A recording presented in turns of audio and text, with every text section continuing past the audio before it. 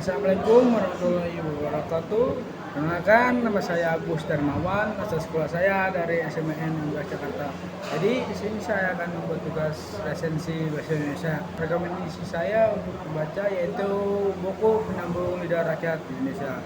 Nah, jadi di dalam buku ini banyak sekali kisah perjuangan Soekarno melawan penjajah Belanda dan Jepang. Ya, berkali-kali ditangkap, penjara, bahkan diasingkan. Namun pengalaman itu tidak pernah mematahkan semangatnya. Justru dari balik jeruji, ia melahirkan gagasan besar tentang persatuan nasional. Menurutnya, bangsa Indonesia yang menjemuk hanya bisa merdeka jika mampu bersatu melampaui perbedaan suku, agama, maupun kelas sosial. Salah satu gagasan terpenting yang ia sampaikan di dalam buku ini adalah Pancasila.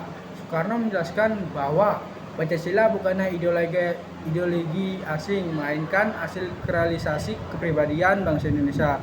Pancasila dirancang untuk menjadi dasar negara yang dapat menyatukan keragaman. Penjelasan ini sangat penting karena menunjukkan betapa visionernya Soekarno dalam melihat kebutuhan kebangsaan yang plural. Selain perjuangan politik, buku ini juga menyinggung sisi kepribadian Soekarno. Ia bercerita tentang kehidupan keluarganya, kisah cintanya, serta pergaulannya dengan rakyat kecil. Hal ini membuat pembaca melihat Soekarno tidak hanya sebagai pemimpin negara, tetapi juga sebagai manusia dengan rasa cinta, kerinduan, dan kelemahan. Hingga akhir, buku ini memaparkan detik proklamasi kemerdekaan 17 Agustus 1945. Soekarno menekankan bahwa kemerdekaan bukanlah hadiah, melainkan hasil perjuangan panjang seluruh rakyat Indonesia. Ia hanya berperan sebagai penyambung lidah, sementara kekuatan utama berasal dari persatuan rakyat. Pandangan ini menunjukkan sikap rendah hati sekaligus keyakinan bahwa kepemimpinan sejati harus berpihak pada rakyat. Dari segi kelebihannya, buku ini ingin menjadikan sejarah bangsa Indonesia dari perspektif langsung seorang pelaku. Narasi yang mengalir, penuh humor dan emosional, membuatnya menarik dibaca bahkan oleh orang yang awam sejarah. Nilai inspiratifnya yang sangat kuat, terutama dalam mengajar arti keberanian, pengorbanan, dan nasionalisme.